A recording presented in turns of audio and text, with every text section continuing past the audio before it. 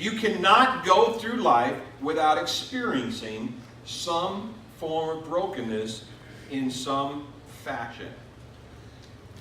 Too many people don't take the time to understand brokenness. As a matter of fact, there's too many church folk who think that you got a problem in your relationship with God if you're experiencing brokenness, and that's just a lie. Here's the truth that I'm going to throw at you. Church folk deal with brokenness as much as unchurched folk do. It's just the way it is. As a matter of fact, sometimes it's the unchurched who don't want to go to church because they have somehow bought into the same lie that church people put themselves up on a pinnacle of unbrokenness, and the unchurched know that it's not true, and so they don't want to hang out with people who try to somehow present themselves as better than they are. I mean, these are just some statistical things you can look up and find that are true as to why many unchurched don't want to become part of the church. And the church really needs to reflect, I believe, what it means to be broken for the right reasons, and what that means in how God restores value, which is where we're going to take and climax this message today. Here's the thing. We all, in our nakedness, have junk. Everybody. And the Bible calls us in John to step into the light. Come out of the shadows and step into the light. When you step into the light, you are exposed. A lot of people are afraid to step into the light because they realize they are exposed. But I'm going to tell you what, in my nakedness, when I step into the light, I ain't got time to look at somebody else's nakedness because mine already looks bad.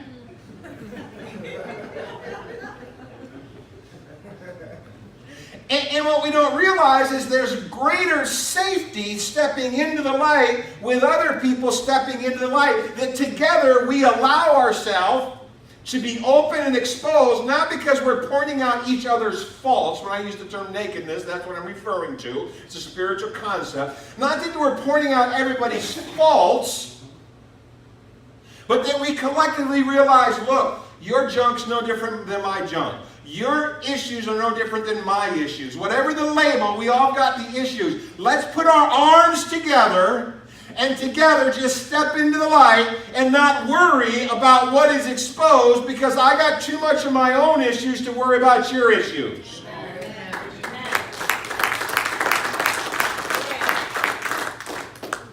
Ultimately, stepping into the light has the purpose of us drawing closer to God. He is the light of the world, Jesus Christ. And light overtakes darkness. As I've said many times, you'll probably hear me run this into the ground because it's a concept that I really like. You don't walk into a room and turn on the dark switch. You step into the room and you turn on the light switch.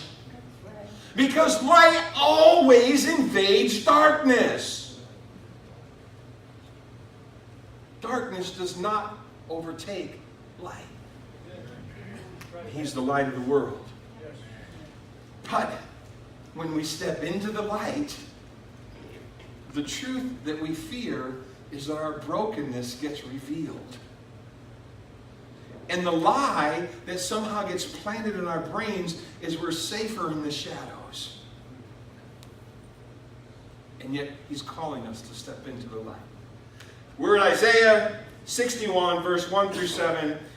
And it starts out and says, "The Spirit of the Sovereign Lord is on me, because the Lord has anointed me to proclaim good news to the poor. He has sent me to bind up the brokenhearted, to proclaim freedom for the captives, and release from darkness for the prisoners, to proclaim the year of the Lord's favor and the day of vengeance of our God, to comfort all who mourn, and provide for those who grieve in Zion, and to bestow on them a crown of beauty instead of ashes, the oil of joy instead of mourning, and a garment of praise instead of a spirit of despair.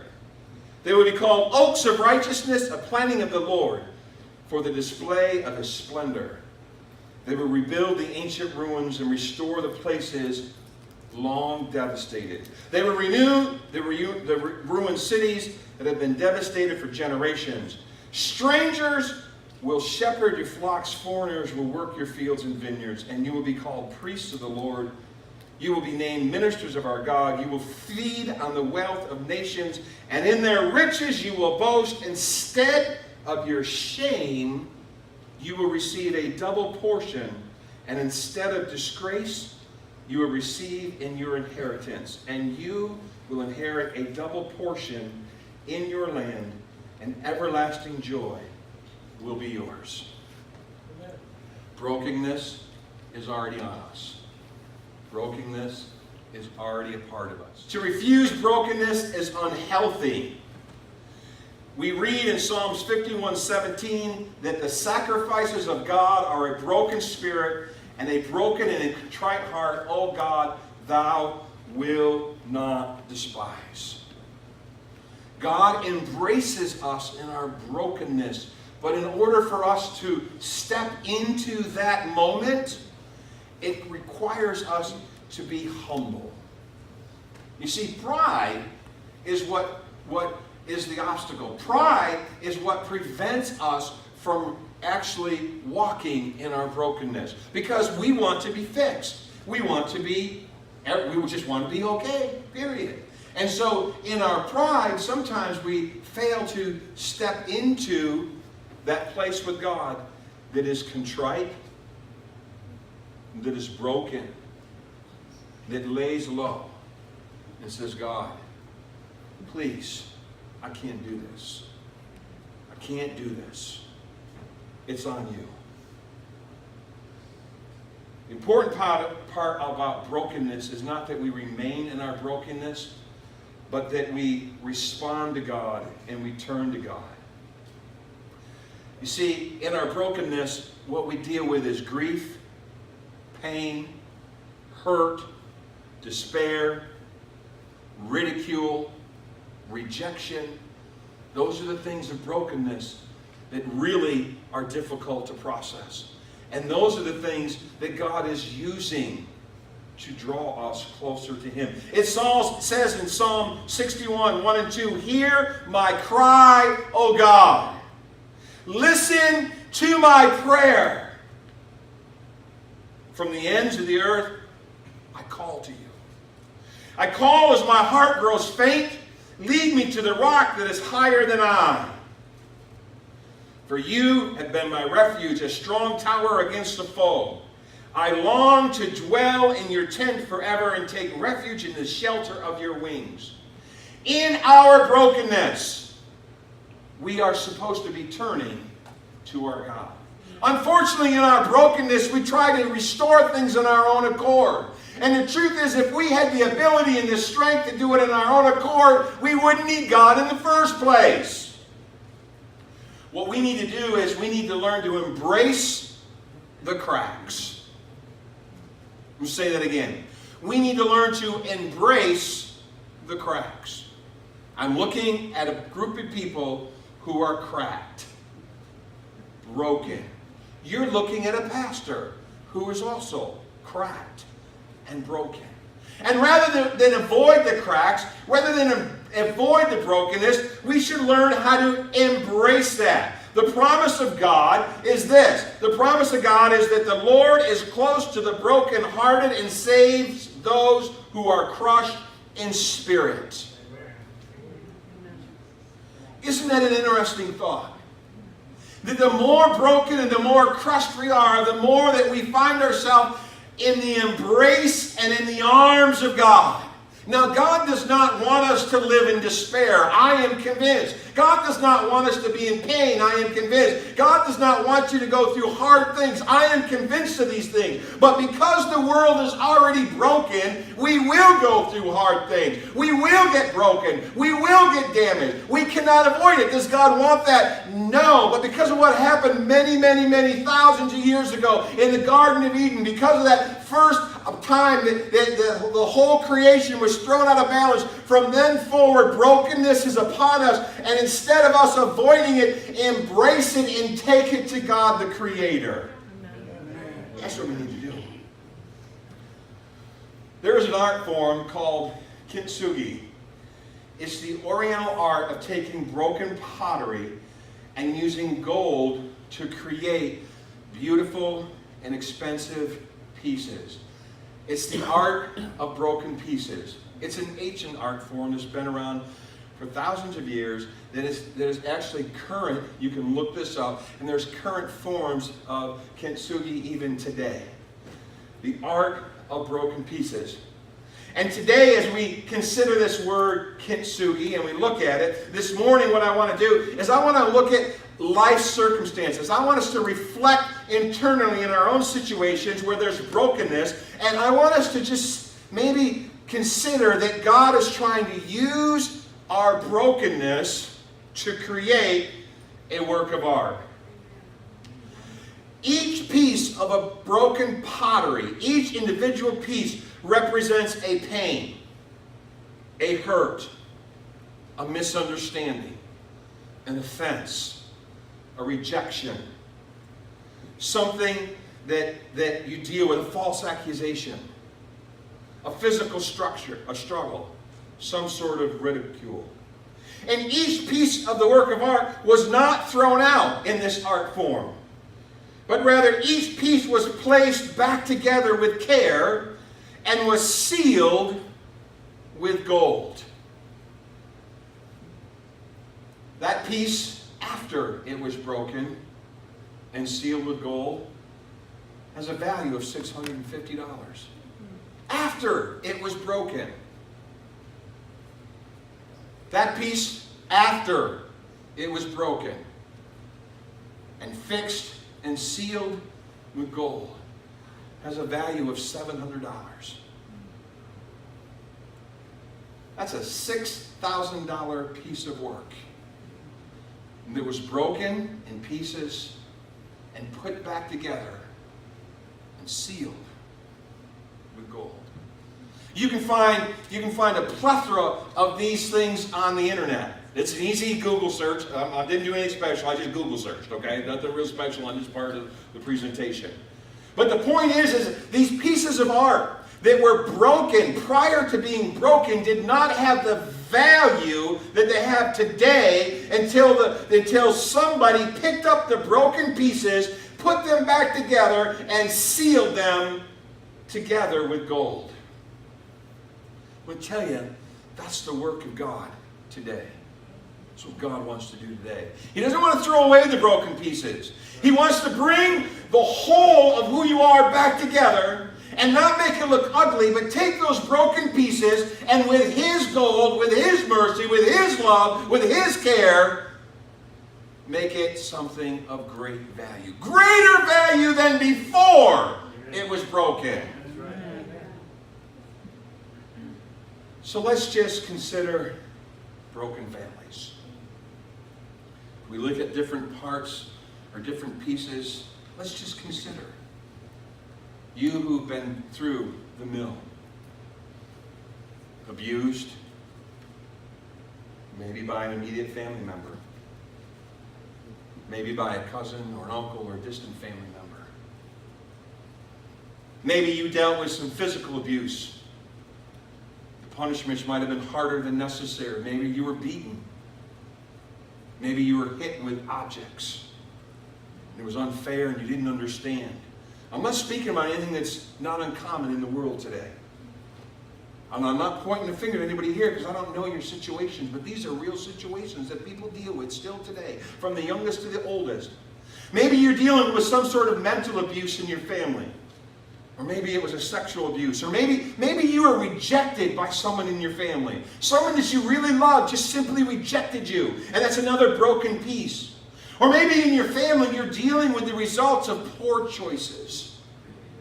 Poor financial habits. Maybe they're poor choices with drugs and alcohol. Maybe they're poor choices with family. Maybe there are things that separate the family that should have never separated the family. But I'm telling you that because of Jesus Christ, all those broken pieces can come together. And through His love and through what He's done on the cross, a work of gold brings these pieces back together to to a place of restored beauty. That's not an ugly piece anymore. Those pieces don't lay around. And I'm telling you, God wants to restore families still today. And they'll be of greater value than they ever were. Or maybe there's broken relationships that you're dealing with. Oftentimes it was a boyfriend and a girlfriend. There are older people who walk the earth who had a broken relationship with a boyfriend or girlfriend way back in their teenage years. And it set in motion some sort of a rejection. And it set in motion some sort of misunderstanding. Or it set in motion feelings that they don't understand. There are things left just unattended to. Things that you put great value in. And young people today, you're not exempt. Maybe as a young person, you yourself have some sort of a relationship that you don't even understand why it was broken. You don't understand why you were rejected. You don't understand why your best friend just turned around and walked the other way. It doesn't make sense to you, but it caused some sort of brokenness within you. Suppose someone was real close to you in school, or in your neighborhood, and for no reason you don't even understand. The relationship was broken. Well, I'm here to tell you that because of Jesus, it doesn't have to remain a broken relationship. His love, just like the gold in that pottery, can bring it back together and restore it to a place of greater beauty. Maybe it was because of broken churches. Oh, yeah, I go there. Maybe you've experienced bad teaching, or confusing teaching, or theology that just didn't make sense. Or maybe the theology you learned when you were 10 wasn't the theology that you learned when you were 18. Or that wasn't the theology that you learned when you were 28. And then it wasn't the theology that you learned when you were 35. And it's all confusing to you. And then there's people who wonder, how can they even trust church? Or maybe there's an unforgiveness issue in the church and it doesn't make any sense to you. Or maybe someone leaves the church mad or angry or upset. Or maybe somebody doesn't like the direction of the church, so it causes a rift or a brokenness. Maybe a person doesn't understand that God is just simply moving someone to a new place for His purpose. Amen. Maybe someone didn't say hi to you. I'm not kidding. I have seen rifts in church over something as simple as they didn't say hi to me. Maybe you didn't get asked to hand out bulletins. I've seen it. I've seen it with my own eyes. And people get upset for things that don't make any sense. And then churches who are supposed to be vessels pointing out the love of God end up being broken. But I'm telling you, through the love of Jesus Christ, through His mercy, leaning on Him, again, the gold that can take those pieces and restore it to something more beautiful than it ever was. Or maybe it was a broken career. Someone else got the promotion and you didn't. Maybe it was a bad mistake that cost you your job. Maybe you couldn't keep up with the changes. Or maybe there were cliques where you work and you just felt always on the outside. Maybe you're just no longer happy with the work you're doing.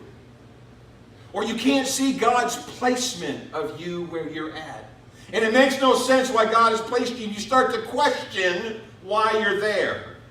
Or you start to covet something elsewhere.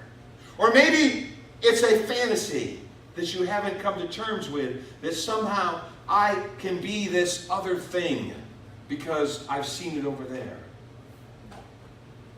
We're not all called to be winners on American Idol.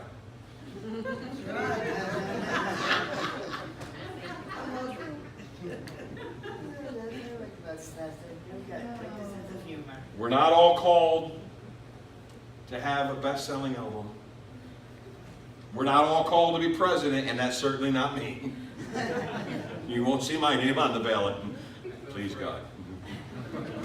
I've learned never to say never, but I'm pretty sure that's a never. Your career and your career path sometimes experiences brokenness. What I'm hoping that you realize this morning is that all these things, all these broken pieces, it's not something that disvalues you. It's not something that makes you less. As a matter of fact, through Jesus Christ, when you bring all these pieces together, it's something that makes you more valuable than you ever were. See, the last thing I want you to examine is you. Where are you? Where have you been broken? Personal. In your isolated self.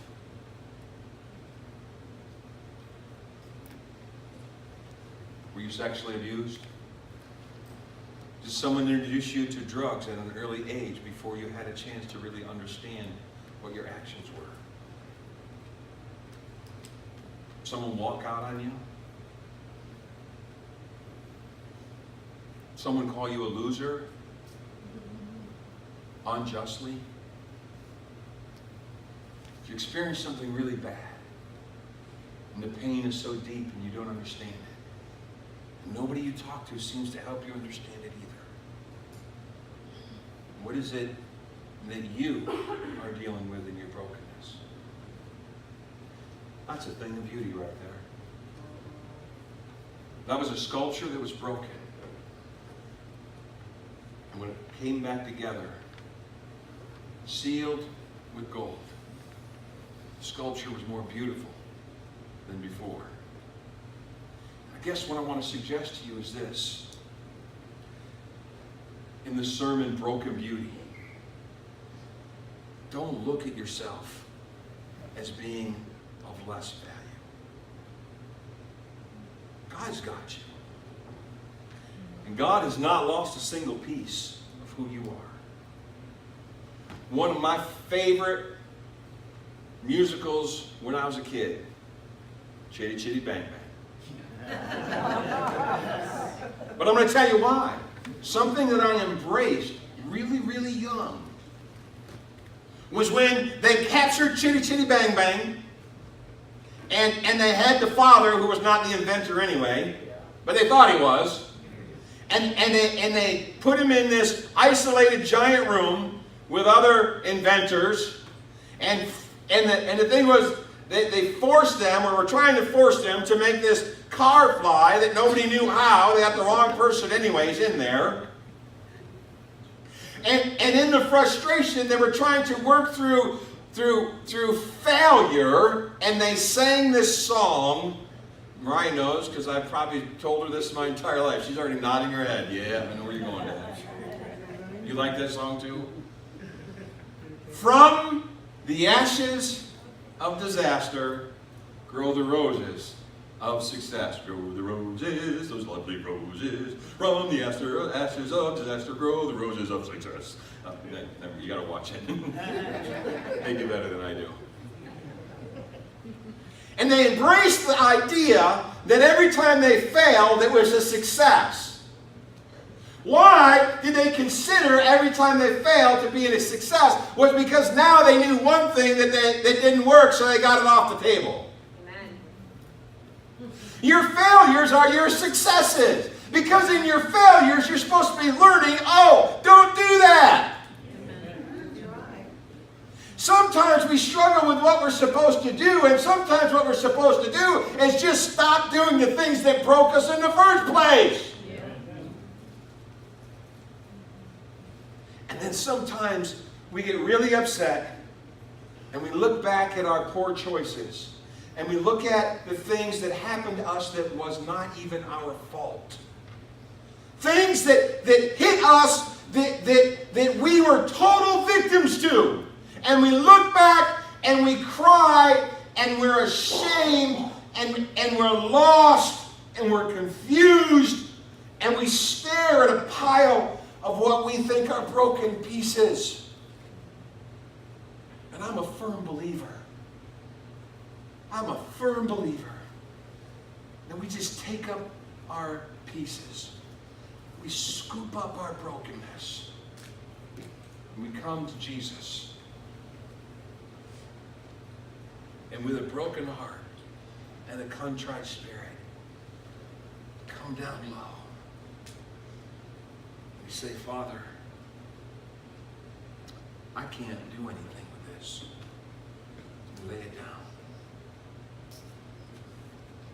And what he does is he takes those broken pieces and very carefully, without losing a single piece, brings them all back together and seals every single crack with his love, his grace, his mercy, his forgiveness. And then he says, look, that's beautiful. It's beautiful. I've said for many years, you can learn to trust someone who walks with a limp because they've likely wrestled with God. I know people who have struggled with cancer, with emphysema, diabetes, you name it. I've lost close friends of mine and relatives. I've lost relatives in car accidents when they were very young. I still work through a fear of water at the age of 55 years old, well, almost 55. I still work through a fear of water because ever since I was young, I had, at different times in my life, cousins who had drowned. One of them, I'll never forget, Raymond was a great swimmer, everyone said. And how he just walked along the canal and fell in, and on the wall side and the opposite side was a bank side, and he told my cousin Ernie, he said, look, I'll just swim over and meet you on the other side. There's no big deal to him. He swam across the canal. And for some unknown reason, as a young teenager, he's swimming to the other side, and the undercurrent grabbed him. And he was lost. Nobody knows why it happened. It causes pain. It causes hurt. People who lose a limb for reasons they can't explain, it causes pain and hurt. You don't understand. People who've had children abused and they're longing for God to intervene. I don't understand. I wish I understood. I wish I could give you the magic formula, like somehow the Bible has a magic formula. It's not there. There's not a magic formula that says we are shielded from brokenness.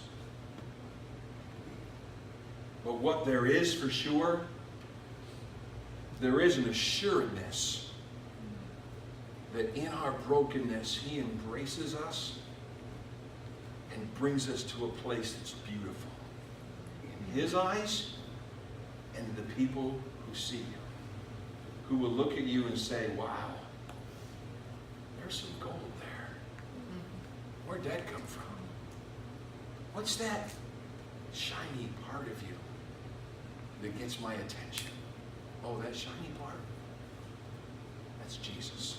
That's right. There's that little trace right there. In the midst of your worst situation, that you're still smiling.